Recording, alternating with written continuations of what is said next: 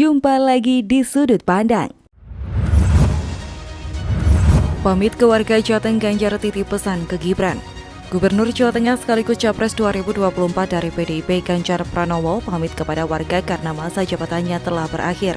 Kini ia fokus pada kontestasi politik pemilu 2024. Rupanya Ganjar Pranowo punya pesan khusus kepada Gibran Rakabuming Raka, putra sulung Jokowi, yang mengaku menerima banyak pesan penting dari Ganjar Pranowo. Salah satunya terkait gerakan People Power yang sempat menggoyang Solo pada Juli 2023 lalu. Ratusan truk beri salam perpisahan dan terima kasih ke Ganjar Pranowo. Ratusan truk dari sejumlah daerah datang ke kantor Gubernur Jawa Tengah pada Senin 4 September 2023 siang. Kedatangan mereka untuk memberikan salam perpisahan untuk Ganjar Pranowo yang akan purna tugas sebagai Gubernur Jateng pada Selasa 5 September 2023. Dari pantauan media di lapangan, ratusan truk itu mulai berdatangan di kantor Gubernur Jateng sekitar pukul 2 siang. Beragam ukuran truk mulai dari kecil, sedang hingga besar datang dan parkir di Jalan Pahlawan, Kota Semarang, tepat di depan kantor Gubernur Jateng. Tulisan dan gambar yang mencuri perhatian tampak terpampang pada sebagian besar truk yang datang. Sebagian besar gambar dan tulisan memberi semangat pada bakal calon presiden yang didukung Partai Perindo tersebut. Megawati rapat bareng partai koalisi, Ganjar tidak hadir. Para ketua umum partai koalisi pendukung Ganjar Pranowo dijadwalkan bakal menggelar rapat di kantor pusat DPP PDIP Menteng, Jakarta Pusat pada Senin 4 September. Juru bicara P3 Usman Tokan menjelaskan rapat membahas dinamika politik yang berkembang. Mulai dari hasil survei, peta koalisi, rencana konsolidasi partai pengusung, agenda Ganjar hingga tim pemenangan nasional.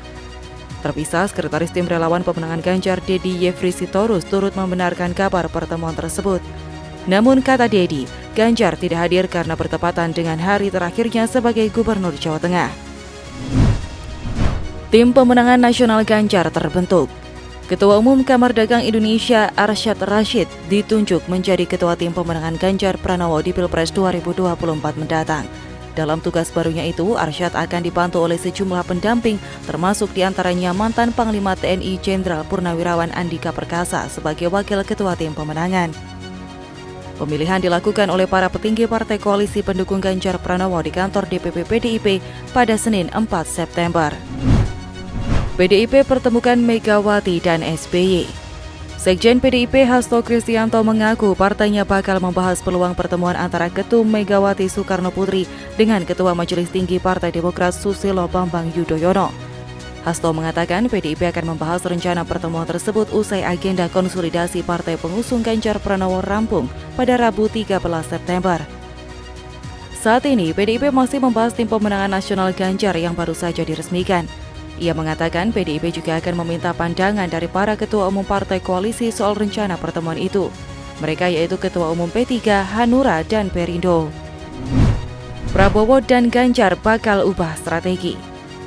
Kemunculan nama Ketua Umum PKB Muhaimin Iskandar atau Caimin sebagai bakal cawapres Anies Baswedan dinilai akan membuat Prabowo Subianto dan Ganjar Pranowo mengubah rencana terkait sosok pendamping mereka pada Pilpres 2024. Dalam pandangan analis politik Arifki Caniago, perhitungan cawapres Prabowo dan Ganjar yang sebelumnya populer di beberapa lembaga survei kemungkinan berubah karena faktor wilayah dan basis politik. Karena itu, Direktur Eksekutif Aljabar Strategik ini menilai nama-nama seperti Yeni Wahid, Hovifah, dan Ridwan Kamil tentu bakal lebih dipertimbangkan sebagai cawapres Prabowo maupun Ganjar.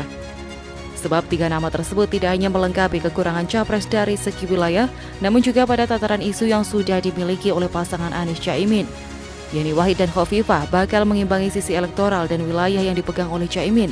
Sementara Ridwan Kamil bakal dipertimbangkan oleh Ganjar jika ingin masuk ke Jawa Barat. Duet Anies Muhaimin banyak perjudiannya. Dibandingkan dengan dua bakal capres lainnya, Ganjar Pranowo dan Prabowo Subianto, popularitas Anies memang rendah di daerah yang mayoritas anggota NU itu, menurut hasil beberapa survei. Untuk mendongkraknya, Anies memerlukan sokongan Muhaimin Iskandar. Masalahnya, berdasarkan hasil jajak pendapat beberapa lembaga survei, tidak semua warga NU memilih PKB yang diketuai Caimin. Bahkan pengamat politik Adi Prayitno juga mengatakan tidak semua pemilih PKB memilih Muhaimin atau Caimin. Sementara itu, menurut pengamat politik dari lembaga survei indikator politik Bawono Kumoro, strategi Anies dan koalisinya tidak menyelesaikan masalah. Selain soal elektabilitas Caimin yang dikatakan tidak kompetitif dibandingkan tokoh-tokoh NU lainnya, apalagi berdasarkan hasil survei PKB dan Anies bukan favorit warga NU. Pengamat politik sebut Anies Baswedan anak pungut. Pengamat politik Hasan Nasbi menyampaikan pernyataan yang menganalogikan bakal calon presiden Koalisi Perubahan untuk Persatuan Anies Baswedan sebagai anak pungut. Hasan Nasbi kemudian membandingkan Anies dengan Ganjar Pranowo yang merupakan petugas partai. Namun dia mengungkapkan harus diakui Anies Baswedan berusaha untuk menaklukkan partai-partai politik di dalam koalisinya. Hal itu bisa dilihat dengan keberhasilannya mendapatkan tanda tangan Demokrat dan PKS tanpa campur tangan Nasdem. Menurutnya, selama ini Anies berusaha keluar dari situasi anak pungut itu untuk menjadi capres yang sebenarnya. Tetapi pada akhirnya Anies bertemu dengan kenyataan. Bila ingin memaksakan keinginannya bersama AHY, dia akan lepas dari Nasdem dan berakhir tidak ada solusi. Menurutnya, hal itu menunjukkan bahwa Anies Baswedan belum bisa melawan sosok tertinggi yang ada di Nasdem, yaitu Surya Paloh, Ketua Umum Nasdem. Mangkir, KPK tolak keinginan Caimin. Caimin sedianya diperiksa sebagai saksi kasus dugaan korupsi proyek Sistem Proteksi Tenaga Kerja Indonesia atau TKI di Kemenaker tahun 2012. Namun Ketua Umum PKB tersebut tidak memenuhi panggilan pemeriksaan tim penyidik KPK pada Selasa 5 September 2023. Kepada tim penyidik, Caimin meminta agar pemeriksaannya ditunda atau dijadwalkan ulang pada Kamis 7 September. Pihak penyidik KPK tidak bisa memenuhi keinginan Caimin tersebut. Untuk itu, tim penyidik bakal menjadwalkan memeriksa Caimin pada pekan depan. Ali Fikri tidak memperinci tanggal pasti pemeriksaan Caimin itu. Namun jika dihitung per hari ini 5 September 2023, seharusnya Caimin dijadwalkan diperiksa KPK pada 12 September mendatang.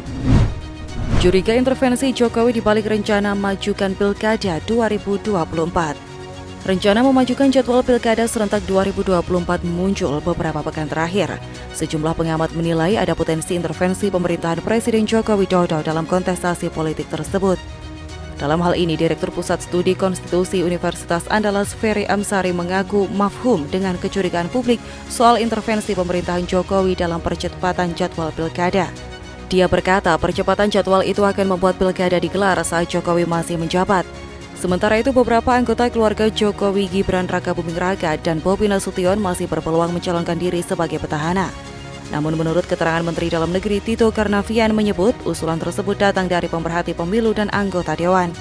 Menurutnya usulan Pilkada dipercepat berkaitan dengan aturan akhir masa jabatan kepala daerah. Dia berkata efektivitas pemerintahan akan terganggu karena harus ada lebih banyak penunjukan penjabat kepala daerah. Tito menyebut solusi atas hal itu adalah menggelar Pilkada lebih cepat.